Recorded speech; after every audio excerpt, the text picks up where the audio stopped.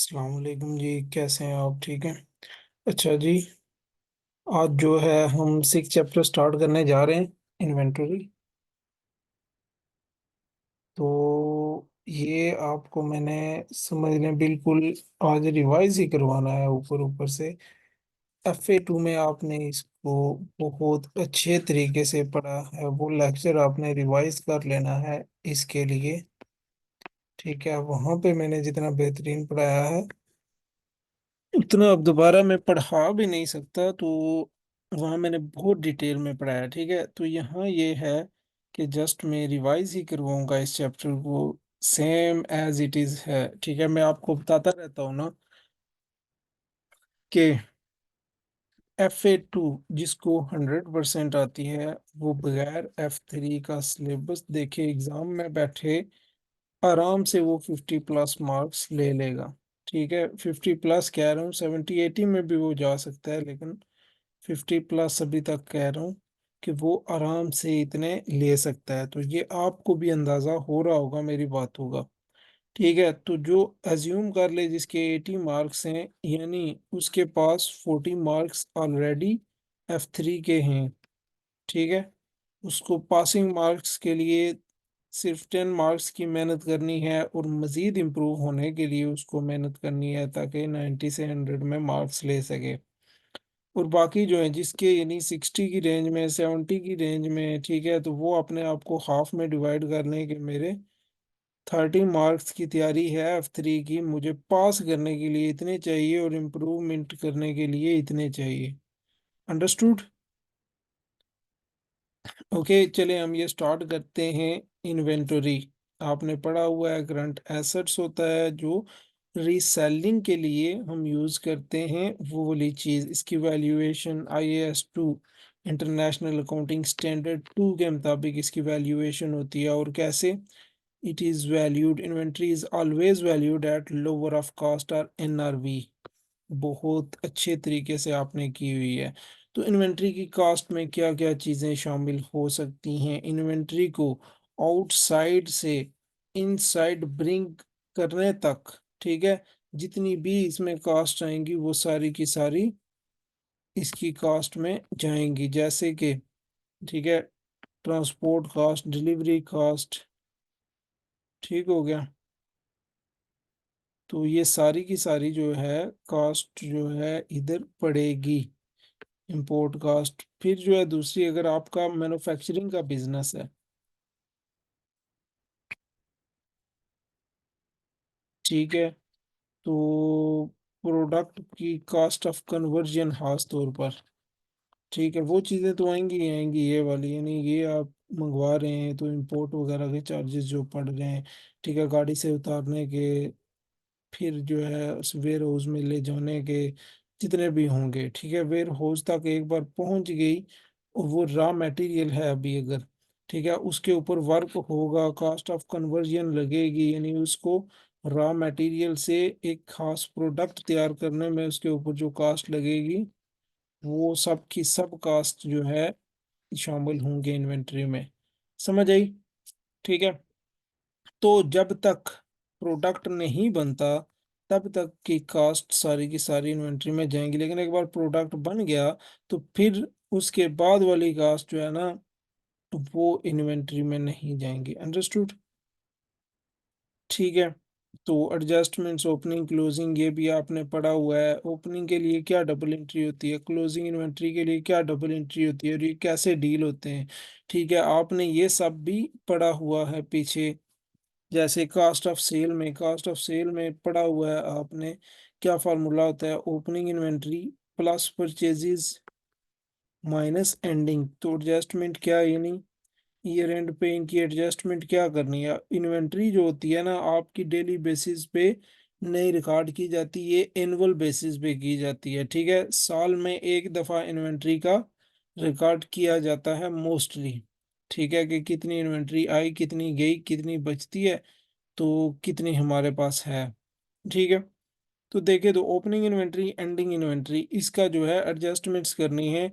Opening inventory जो है cast of sales को इंक्रीज करवाती है, यानी हमारा क्या है, एक्सपेंस है।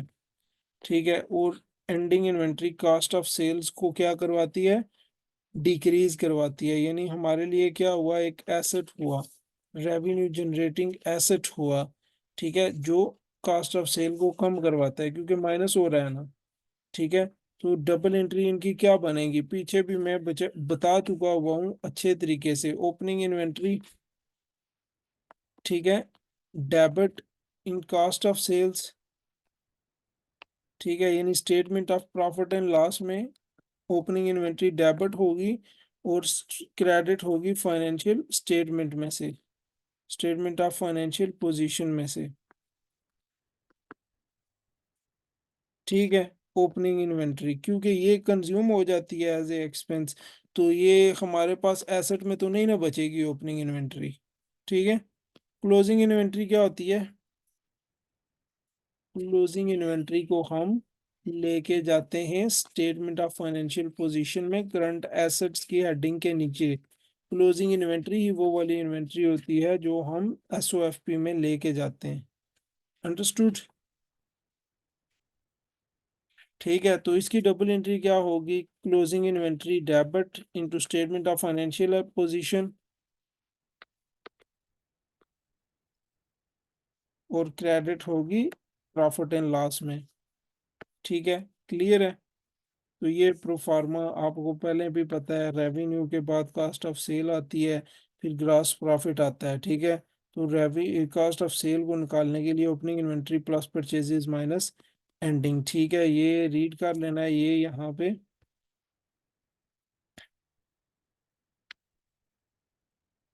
बताया गया है। Some item of inventory left adjustment से बताई गया ओपनिंग क्लोजिंग की। ठीक है, तो ये भी सारी एग्जांपल्स आपने अच्छे तरीके से करनी है, बहुत ही आसान है। ठीक है, की हुई हैं आपने सब, कोई नया वर्ड नहीं है।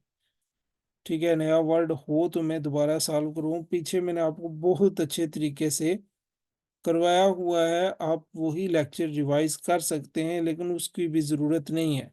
ठीक है, ये रेंट एडजस्टमेंट्स आपको जो बताया।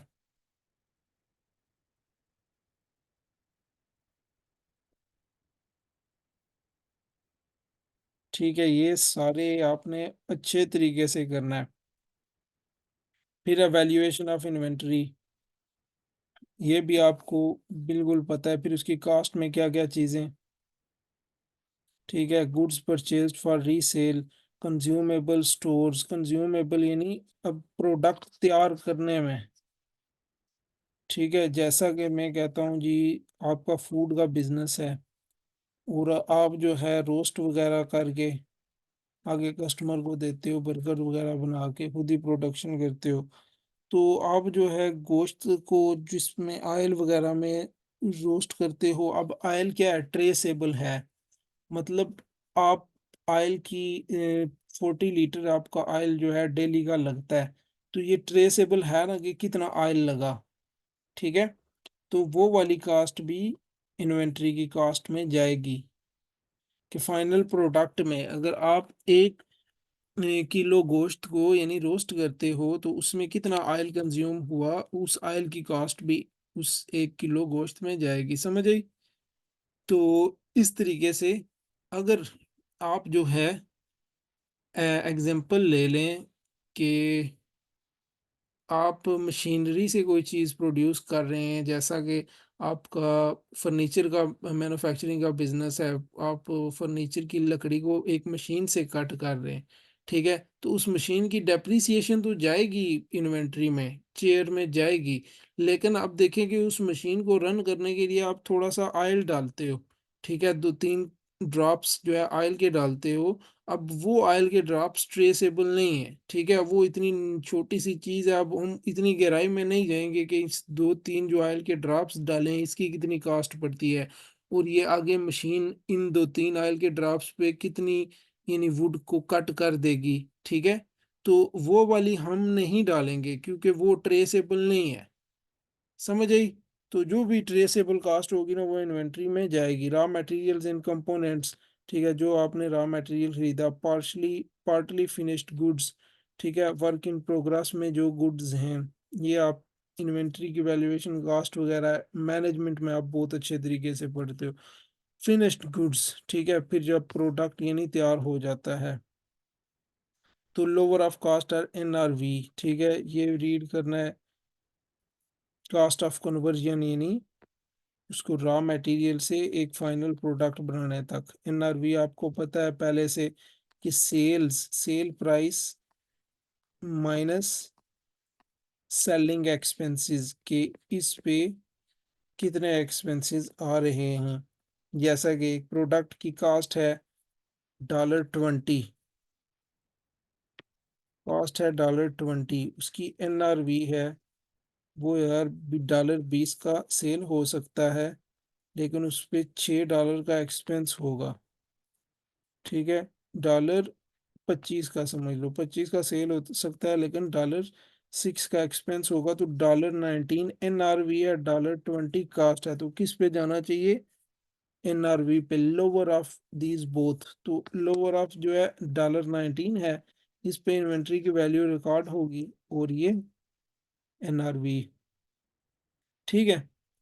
तो कास्ट में सारी की सारी चीजें, direct cost in production overheads of productive machinery और बिल्डिंग इज इंक्लूडेड हियर, ठीक है। डायरेक्ट कास्ट जो है वो मस्ट जाएंगी इन्वेंटरी में, ठीक है।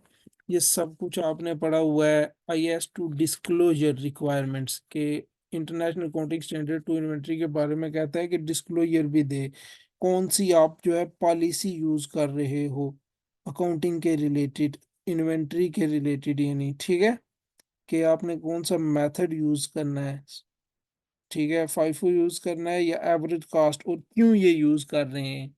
जैसे कि फाइफो, आपकी चीजें जल्दी पेरिशेबल हैं, होने वाली हैं, तो उसके लिए जो है, यानी मतलब जल्दी खत्म होने वाले, जैसे बेकरी के आइटम्स होते हैं, प्रोडक्ट्स 0.7 दिनों में उनकी डेट एक्सपायर हो जाती है, तो वो first in first out method के मुताबिक सेल किए जाते हैं, ठीक है।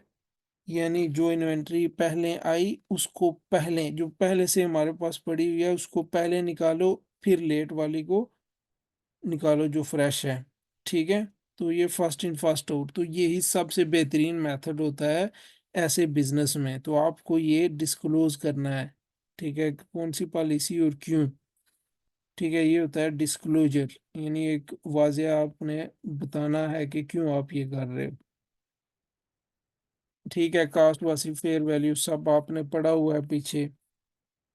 टेस्ट योर अंडरस्टैंडिंग फॉर, ये तो अब आपके लिए सब कुछ हलवा होना चाहिए, ठीक है।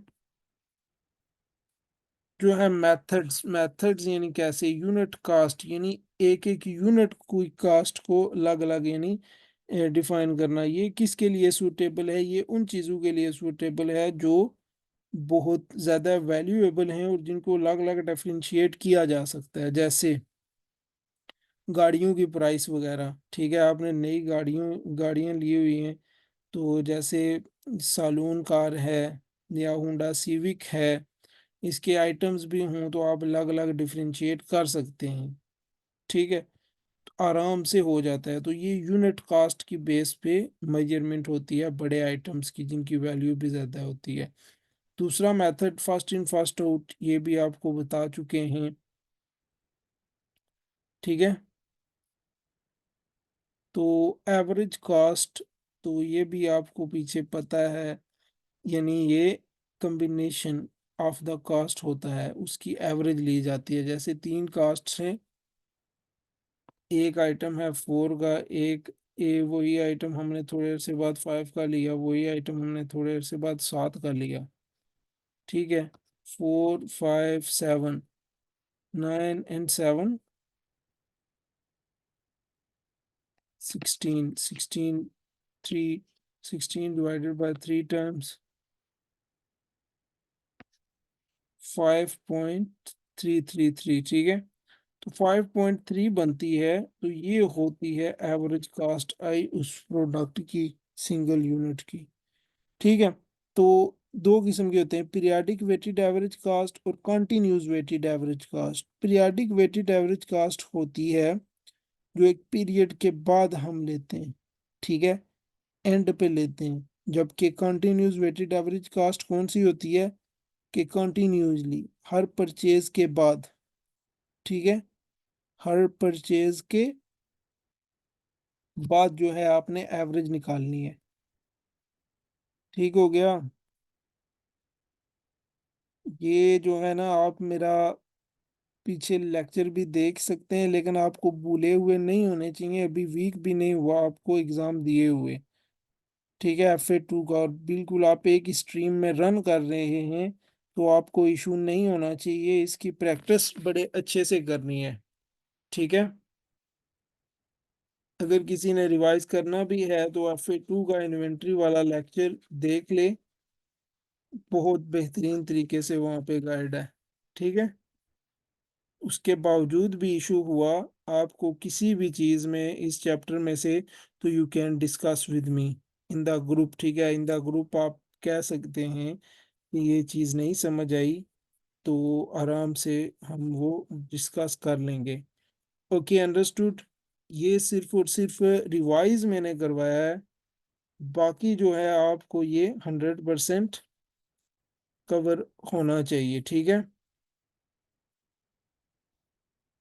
ठीक है, समझ आई। ये सब कुछ आपने जो है पीछे पड़ा हुआ है, कोई भी ऐसी लाइन या कोई भी ऐसा कॉन्सेप्ट न्यू नहीं है जो आपने ना पढ़ा हुआ हो। ठीक है, तो प्रॉफिट एंड स्टेटमेंट पे क्या इन्वेंट्री का इम्पैक्ट पड़ता है, तो ये भी आपने, आपको मैंने बताया हुआ है। फाइफो से क्या पड़ता है।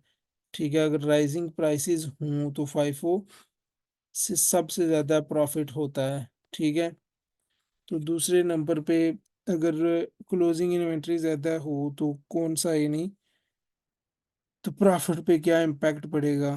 ठीक है, क्या बढ़ता है, क्लोजिंग इन्वेंट्री अगर ज़्यादा हो तो प्रॉफिट इंक्रीज होगा या डिक्रीज होगा, और क्यों, ये मैंने आपको सॉल्व करके भी बताया हुआ है। ठीक है, तो इसमें कोई मसला नहीं होना चाहिए। क्लोजिंग इन्वेंट्री ज़्यादा है तो प्रॉफिट ज़्यादा होगा। ठीक है, क्यों, क्योंकि closing inventory cost of sale को कम करती है, कास्ट ऑफ सेल जब कम होगी तो प्रॉफिट ऑटोमेटिकली ज़्यादा होगा। ठीक है,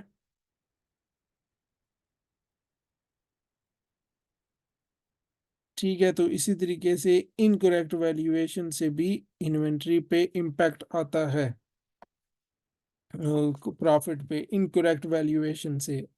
आपसे पूछ सकते हैं क्लोजिंग इन्वेंट्री इंक्रीज हो गई है, तो प्रॉफिट, अगर हम इस एरर को ठीक करें तो प्रॉफिट पे क्या इम्पैक्ट पड़ेगा। तो क्लोजिंग इन्वेंट्री अगर हमने इंक्रीज की हुई थी तो प्रॉफिट पे इम्पैक्ट ये पड़ेगा, जब हम दुरुस्त करेंगे तो प्रॉफिट डिक्रीज होगा, क्योंकि क्लोजिंग इन्वेंट्री हमने इंक्रीज की थी तो प्रॉफिट उसके एरर के बदले में इंक्रीज था। जब हम ये एरर दुरुस्त करेंगे तो प्रॉफिट जो है डिक्रीज करेगा। अंडरस्टूड, ये कॉन्सेप्ट जो है नहीं भूलने हैं आपने।